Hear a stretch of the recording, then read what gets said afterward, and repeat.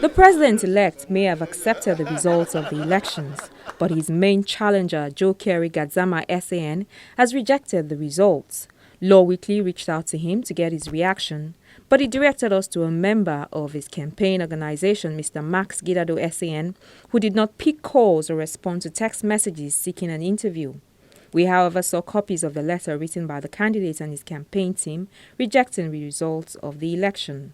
In the first letter dated August 1st and addressed to the chairman of the Electoral Committee, Mr. Gazama said after reviewing the situation and circumstances before and during the elections, the non-credibility of the elections, the lack of transparency, the non-automatic collation of the results on the public screen, the open partisanship of the president of the bar who was copied in the letter, and the delay for over 1 hour 20 minutes before releasing the results after the close of polls, all in total disregard of his concerns, he rejects the results and calls for the immediate cancellation of same for failing to be credible, transparent, free and fair, and for failing to comply with the provisions of the NBA Constitution and the electoral guidelines. He also called for the conduct of fresh electronic and not internet elections.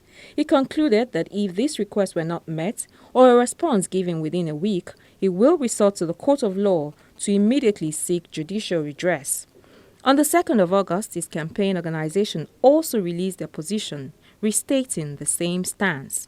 On the same day, the NBA acknowledged receipt of the letter, and the president of the bar promptly sent the letter to the Dispute Resolution Committee of the bar for expeditious treatment. We, however, took up some of these issues with the chairman of the Electoral Committee, who again reiterated the credibility of the process. When the voting went on, we had what we styled a situation room. All the candidates, most of the candidates sent their agents, in particular the two presidential candidates, because that's where we seem to have issues now. They were duly represented all through, and in fact, with regard to the gentleman who seems to be dissatisfied, we allowed him to even have alternative representation, such that because it was not expected that one person would be there throughout. So each time he left, he was relieved by somebody else. So at every point in time, he was represented there. And the way we configured things, we had two alternatives. We had a big screen, and on the screen, we configured it such that the names of the voters appeared. The branch the voter the represents or comes from also appears. The committee preferred that to a situation where you would just have scores of the candidates, perhaps the number accredited, and then the scores will be appreciating without the name. Because if you configure it such that the name will show, the scores will show, then you make nonsense of secret balloting concept. Because if, for instance, you are the candidate and before I vote, you had scored 100 on the screen, and I vote and it becomes 101, it will be clear immediately that I voted for you. So the secrecy of it all will have been compromised. So we opted for a situation where the name of the candidate will show, so that we were not accused of generating voodoo votes. You will know who cast his vote, what time he cast his vote, what branch he comes from. We thought that this was a more credible thing. The electoral chairman also stressed that election monitors authenticated the process.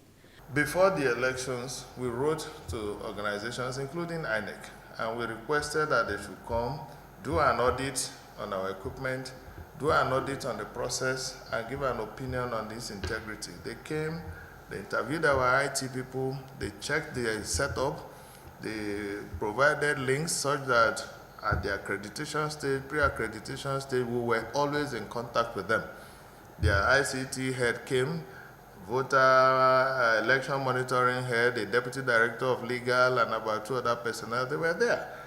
At the time of accreditation, then they indicated that they will come in about 11:30 on Sunday because they will want to monitor the close of polls, and that they will need an hour after the close of polls to authenticate the system and the result. Immediately they walked in, they were all introduced to the members and everybody in the situation room, including the agents of all the candidates. And there, we reiterated their desire that they will want an hour with the IT person to look at the result before they will be able to authenticate it. Thereafter, they went with the IT guy to where they had their equipment upstairs and all. And at that point, of course, I took them to the IT man because he wasn't in the situation room with us. The man brought the result because, you see, as the voting was going on, it had a totalizing function. So it didn't take 2 minutes. The man had printed the results. He gave me a copy, which was in a sealed envelope, and they gave the INEC people their copies.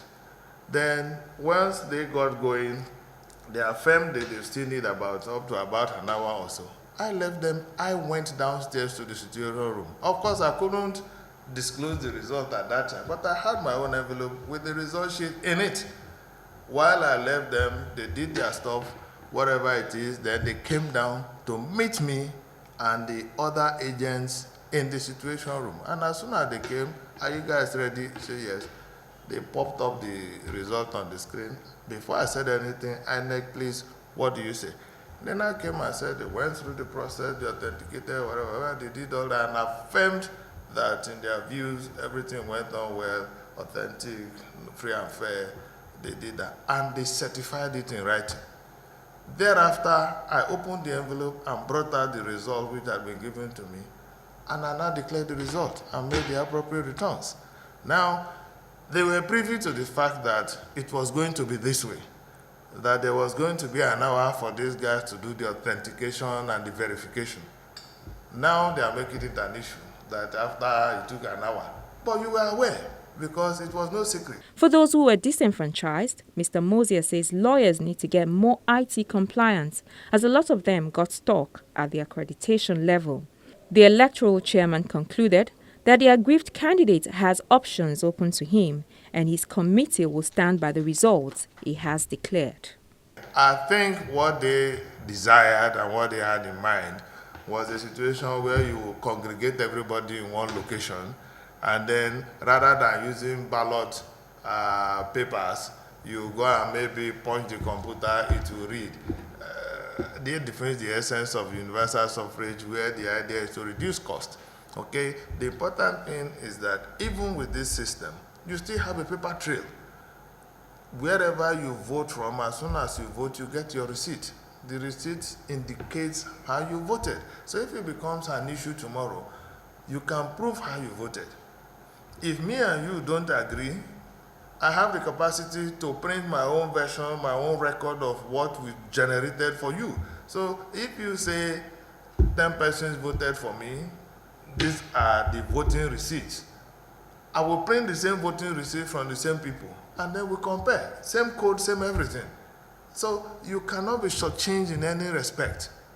That is the way I see it. And then rather than who matters where, that's why I found it funny when they said part of the flaw they say they identified is that we were not stating the scores of candidates as it went on. In the past, when we were dropping ballot paper inside ballot box, did anybody know the scores of candidates until after election when you counted? So how did that now become an issue that has compromised the election? Because we did not now say at any point in time, candidate A has scored 10, candidate B, and then when they vote, you will now know how Mr. A voted. Because the truth is, certain persons you may be under the notion that they probably voted for you, but the essence of secret balloting is that the man can vote for the adverse party and he'll still be smiling at you and you won't know. It gives him independence of thought and action.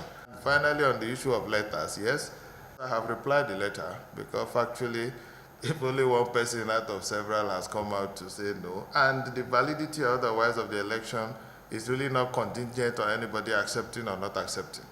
So you may have your redress, but then asking that we should cancel the election, I should schedule another election, those things are beyond my powers. And I have duly informed the particular candidate so that he should re-examine his options. He has his options, any step he takes, I am sure that we are in a position to establish the credibility of the process.